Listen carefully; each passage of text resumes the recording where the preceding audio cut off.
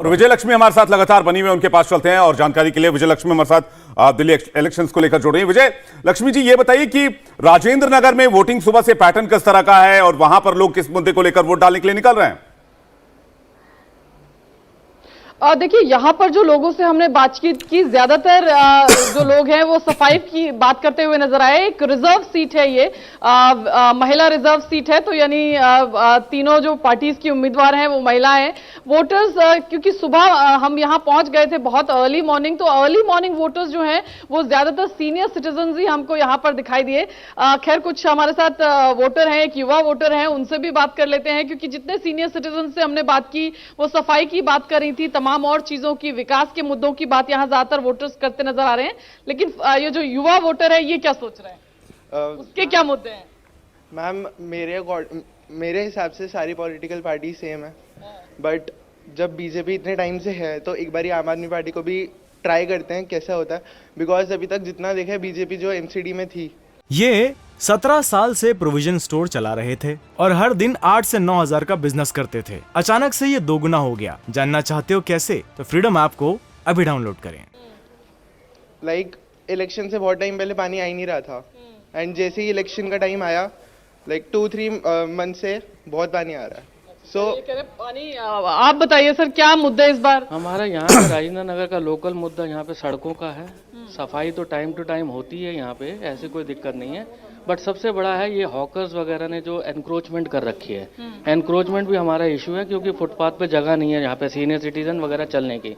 तो हम जो भी कैंडिडेट को अब सोच समझ के दे रहे हैं। पहले दुर्गेश पाठक जी हैं आम आदमी पार्टी के यहाँ पे जो एमएलए थे, पहले चड्डा साहब थे, वो भी चले गए, दुर्गेश पाठक जी भी। अब ये तीनों कैंडिडेट है, उनसे हमारी विचारधाराएं तो सेम है कि हमें एक्सपेक्टेशन ये है कि सड़कें साफ कराएं, वो सड़कें बनवाएं यहाँ पे जो इतने दिन से नहीं बनी हुई हैं। तो हमें उम्मीद है कि इस बार जो ये लेडीज कैंडिडेट हैं वो शायद अच्छा रिस्पांस देंगी हमें। अच्छा, आपको लगता है कि महिला कैंडिडेट जीत कर आएगी तो अच्छा रिस्पांस देंगी? पार्किंग और ये तमाम इश्यूज जो हैं एमसीडी के डोमेन में, क्योंकि तमाम चीजें आती हैं, वो भी मुद्दे हैं इस बार वोटर? मुद्दे तो वो एमएलए और एमसीडी दोनों के मुद्दे हैं, वो किसी ने कोई कंसीडर नहीं कर रहा। कुछ उनके फेवरेबल है, कुछ इनके फेवरेबल हैं, बट सबसे बड़ी प्रॉब्लम जो हमारी सफाई और अनऑथराइज एनक्रोचमेंट वगैरह की है, वो सबसे बड़ी मेजर पार्ट है। तो हमें लगता है कि शायद ये इस बार सॉल्व हो जाएंगे।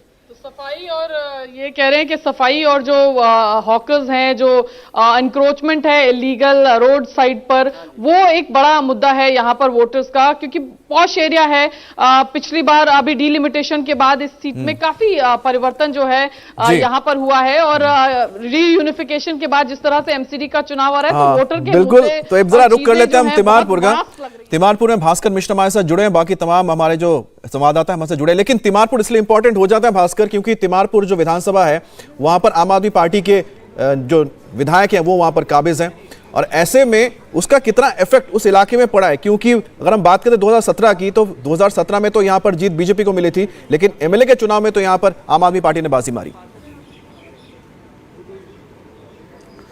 देखिए, एमएलए चुनाव की अगर तुलना करें तो लगभग पूरी दिल्ली आपको आम आदमी पार्टी के खाते में जाते हुए दिखेगी, लेकिन एमसीडी का चुनाव इस बार थोड़ा सा अलग इसलिए भी हो रहा है कि तीनों एमसीडी को एक कर दिया गया है, और इसमें सबसे बड़ी बात यह है कि किस मुद्दे को कौन सी पॉलिटिकल पार्टी कितनी प्रमुखता के साथ जनता के बीच में रखी है और उसको कितना कनेक्ट बन पाया है। मैं जिस बूथ पे हूँ यहाँ पे अब से कुछ ही देर बाद दिल्ली के मुख्यमंत्री अरविंद केजरीवाल खुद ही वोट डालने के लिए आएंगे। पॉश इलाका है, आपको बहुत ज़्यादा भीड़ नज़र नहीं आएगी, इक्का दुक्का लोग यहाँ पे आते हैं, बहुत ज़्यादा मतदाताओं की तादाद भी यहाँ पे नहीं है, लेकिन मुद्दा साफ है। दोनों पॉलिटिकल पार्टी के द्वारा जो ये कोशिश की गई थी, एक ये कह रही थी आम आदमी पार्टी कि हम दिल्ली को साफ करेंगे, वहीं दूसरी तरफ भारतीय जनता पार्टी के द्वारा लगातार ये कहा जा रहा था कि भ्रष्टाचार एक बड़ा मुद्दा है, और ये कोशिश की गई थी कि आम आदमी पार्टी का जो एक इमेज बना हुआ है उसकी एक सच्चाई जनता के सामने रखने की कोशिश की जाए। ये 17 साल से प्रोविजन स्टोर चला रहे थे और हर दिन 8 से 9 हजार का बिजनेस करते थे। अचानक से ये दोगुना हो गया। जानना चाहते हो कैसे? तो फ्रीडम ऐप को अभी डाउनलोड करें। तो वो देखना होगा कितना उसका असर हो रहा है। शुरुआती घंटों की अगर बात करें तो अभी जो मतदान हो रहा है, अगर आप इन जनरल देखें पूरी दिल्ली में, तो जो ही दोनों पॉलिटिकल पार्टी के जो कोर वोटर्स होते हैं वो आपको ज़्यादा नज़र आ जाएंगे और वो बहुत ज़्यादा वोकल आपको नज़र आएंगे। आप अगर मुद्दों की बात करें तो सीधा पॉलिटिकल पार्टी की बात करते हैं, अपने कैंडिडेट या अपने सीएम की बात करते हैं और ये दोनों ही पार्टी की तरफ से हो रहा है और ये होता भी है।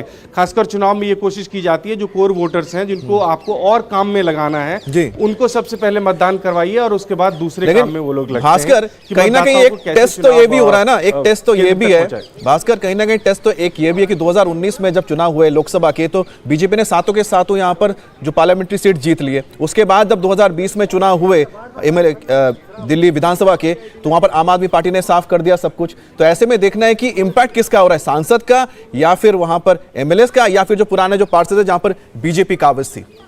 इंडिया टीवी हर वक्त हर जगह डाउनलोड करने के लिए सर्च करें India TV news Google play store या ऐप स्टोर पर।